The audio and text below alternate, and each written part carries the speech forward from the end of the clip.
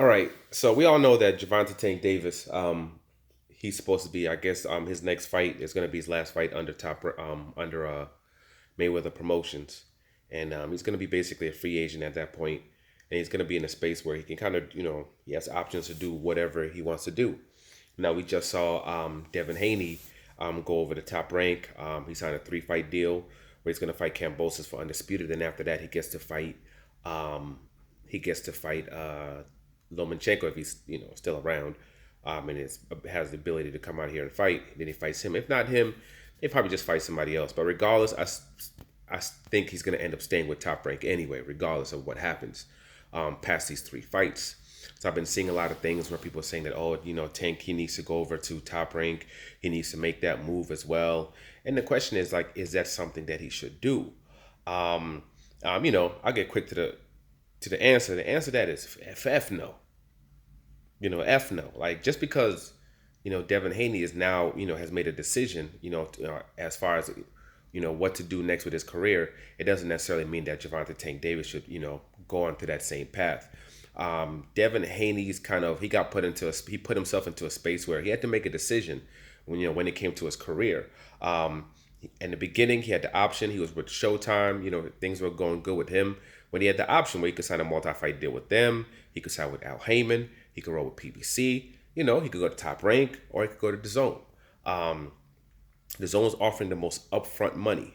So what he decided to do was that he was going to go to the Zone and get that upfront money, get that guarantee, and pretty much early in his career make sure that his life was it was secure, that he was good as it pertained to his life, and as far as his future, like, to be good forever, and that's what he wanted to do. But there's things that come along with that, with the choice that he made. When he went to the Zone, one thing is, it's a closed platform. It's going to be very hard for you to grow. That was number one. Number two, with the promoter that you're with, that it's hard for him to make fights, especially in the United States, in America. It's very difficult to make main fights. For whatever reason, when it comes to America, it seems as if everybody else is playing chess for the most part. He's playing checkers. He's just not capable of doing so. We saw with Demetrius Andres. We've seen it with Tevin Farmer. The only person who's been able to really get any fights is Danny Jacobs. And he's still advised by Al Heyman. So that's about it though. And he's also the kind of person that'll, while he's signed to you, he burns a lot of bridges. And he helped basically Devin Haney and team burn the bridge to Showtime, to PBC, and to PBC and Al Heyman. So since that bridge was burnt, and also due to the fact that before you were with the Mayweather gym and everything like that for a very, very long time, and it's kind of like, okay, this pretty much was going to be the team that you're going to roll with, but then you decide to go a different direction. So it's kind of like, you're going a different direction. That's cool. Good luck with that. You know, but because he couldn't get any fights, he was put into a space where he had to make a decision. He could stay in the same wheel.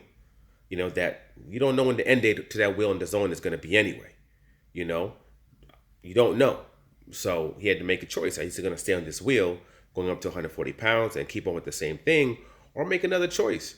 And he chose to make another choice, to make the best of what you could say is a bad situation, because that's where, this road was going. And I'm sure his father understood that, and he understood that. So, they chose to go the Top Rank route. Like, with Top Rank route, we can get this undisputed fight. We can get these belts around our waist. They have the thinking, I guess, that they're going to become stars or superstars once they get this undisputed belt. And after this 3-fight run, that they're really going to become major stars in the game. I don't believe that's going to be the case. I look at the history of Top Rank. I look at what happened with Floyd Mayweather. I look at what happened with Terence Crawford, with Enrique Diao. I see what's going on with Shakur Stevenson right now. I don't see what's going to be so different about him. Terence Crawford, he got the Jeff Horn fight, the guy who had just beat Manny Pacquiao. He got undisputed. He got other fights previously as well. He's gotten all the things that Devin Haney's going to about to get, but they didn't really push him. They didn't push him. I just think it's going to be the same type of situation for him. But I do believe he will still have a higher ceiling. And this gambles you're taking. These are people that they get sued on a regular basis because they rob their fighters. Doesn't matter what that contract says. They will rob you financially, period. And a lot of the back end that you might have gotten working with like a Showtime or PBC, we know about how their fighters get a substantial amount of money in the back end. You're not getting that necessarily. You're not going to get that. You're not going to get that. And when it comes to even other fights, that are in Top Rank, they're not going to necessarily be paying you top dollar for those fights. They're going to have a certain budget, and it's going to have to be in the budget. If you're not happy with that, they will shelf you. If you try to get out of the deal, they will shelf you. They will make life very difficult for you. So there's a lot of negatives that come with that. But you do get your belts. Gervonta Tank Davis, he decided to move a little bit differently. He went and signed with Mayweather Promotions, and he signed with Al Heyman. The main part is he signed with Al Heyman, and they helped him in his career, and he needed them. This is a man that could not talk for anything, so he literally needed people to speak for him. And they got him good fights. They got him a fight against Pedraza, who's the number one guy in the division at 130 pounds. He got the belt. He went over to the UK. He fought over there against his mandatory. After that, he came back, messed up. He lost his belt. They got him another title shot. After that, they were able to give him a fight with Santa Cruz, somebody that, according to people, was Gary Russell Jr., was ducking Regan Diao, both of them. But Mayweather Promotion was able to get him a fight, and that fight really catapulted his career. Then he fights a 140 pounder up at 140. In that particular fight, he does like a $4.5 million gate. He does ridiculous, on pay-per-views, like 230 plus thousand pay-per-views. Comes back, is supposed to fight against Rolly. Rolly gets hurt. Rolly goes into a situation that he had that ended up being found innocent of. And, has to fight a late rate replacement. Still does great pay-per-views. People try to say that the pay-per-views were low, supposedly, and Espinoza comes out laughing, talking about he did 90,000. He did 90,000 on digital sales alone. Like, what the hell y'all talking about? So he's laughing at the BS numbers that are being put out. So he did good with those pay-per-views as well. And he does 3.7 million, which is ridiculous. So he's doing good. They put him in a good space. But now he believes that he can get certain fights, and certain fights are being kept from him. So he wants to do what, he's capable of getting those particular fights. And he wants to go on his own by now. Now he's on point. He's not going overweight. His weight's on point. He's in the gym on a regular basis. He's fully focused when it comes to that, and I guess he wants to take over when it comes to the promoting of himself as well, take control of his career. And as far as the decision making of who he fights and when he fights and things of that. So that's what he's doing. He's 27 going on 28. That's what you're supposed to do. Take control of his own career. Doesn't mean he's not going to be working with Mayweather and them, because you can be in control of, I'm fighting this guy and I'm doing this, but then they can help promote you. You can do that. Like when Cotto left Top Rank, but he still was working with them on a fight-to-fight basis for a while. He would sometimes go to other entities and fight, but he would come back and also work. He had no issue with coming back and working with Top Rank. So he could do that. I may end up doing something like that with Mayweather Promotion, but he's gonna be in control of his career. He went from being under somebody under a multi-fight deal, to now going out on his own. Becoming that your own boss. But he's saying I'm still staying with Al Heyman. I'm still staying with PBC. So he's still gonna have strong people behind him. So he's still gonna have Al Heyman as an advisor. So he's in a good space. He's put himself into a situation where belts don't matter. That's number one. And belts don't control him. He's in a space where nobody controls him. Yet he can still, he's still progressing as a fighter. So he's not in a space where he has to make those sacrifices. You could say, oh, well, he's going to have to, if he wants to get, this particular fight or that particular fight. No, you can be patient and wait for your opportunity, for another opportunity. Because you can still do other fights and still do big gates. You can still do big pay-per-views, and you can continue growing. And people are like, well, if he doesn't fight these particular people, he's not going to progress. I remember a couple of years ago, people saying that if he didn't fight Lomachenko, he wasn't going to be a pay-per-view star. People used to laugh at Ellerby when he used to say that Tank is a star. People used to laugh at him like it was funny that he was saying all these things.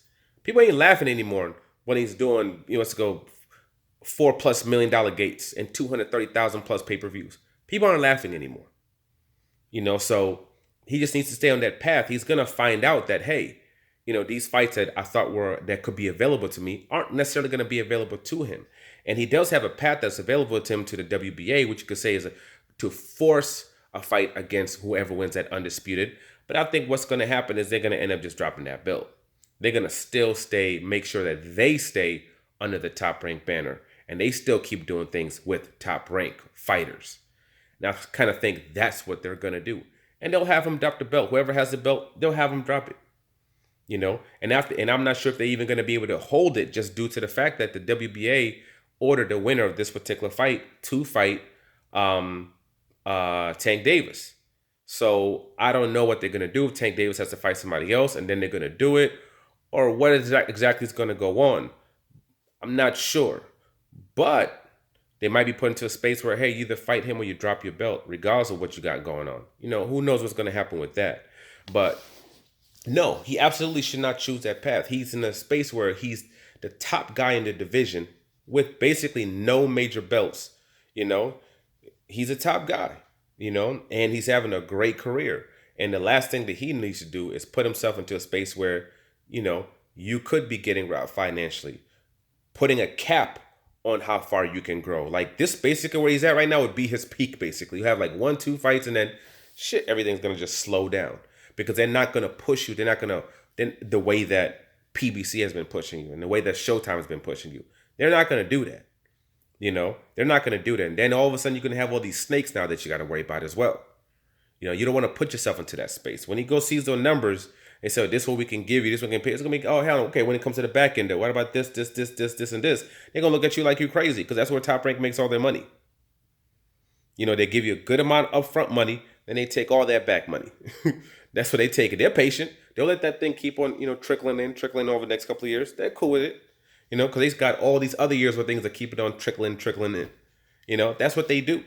So it's not a place that you necessarily want to go to unless you have to. Devin Haney is risking his career, basically. He's not risking his career, but he put himself into a space where he's not going to maximize his growth. But it was a place that it makes sense for him to go just due to the fact that where he was before, he was tapped out.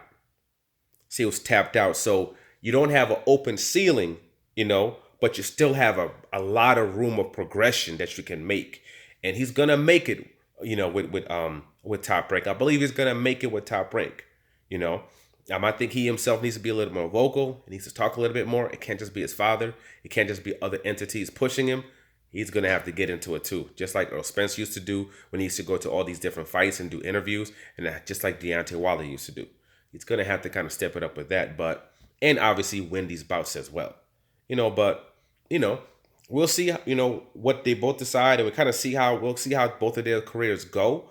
But Tank is in a great space, Devin Haney, unfortunately, he went from a space where he was free to a space where he had to sign to other people in order to progress his career and go to where he wants to go to in that multi-fight deal that he signed with Top Rank in a sketchy situation. Regardless of what anybody says, we all know what we're saying about Top Rank before. So we can't now all of a sudden switch it up and change just because Devin Haney's there. We understand the predicament that he's in. It's a crapshoot. You don't know what's going to happen with this kid with his career now. You honestly don't. It's kind of like, we'll have to wait and see. I think he's still going to become as big as Crawford. I think he'll still get to that point, and still have a certain level of progression as long as he keeps on winning. How far that will go, I don't know, but there definitely is a cap on it. Gervonta Tank Davis, he went from being signed to somebody to now he's looking at being a free agent, to being free to maneuver his career with certain people, still with Al Heyman though, still with Showtime. You keep those relationships, long term, keep those relationships. You can't be short-sighted because you want one fight. All these guys are going to fight each other and then you're going to go there to fight one dude or to fight these other dudes that took losses and you're going to take a massive financial hit to do it. It makes no sense. But, good luck to both of them though. Obviously wish both of them the absolute best. And I hope they both end up being good. I'm not really worried about Tank. As long as he can keep his head straight because of what the people he is, I think he's fine. With Devin Haney, you just worry about him because of where he is. He's in the belly of the beast. And for certain people, it's not the great space to be. So But good luck to both of them. Good luck to them in the next fights. Like, subscribe, share. I'm out.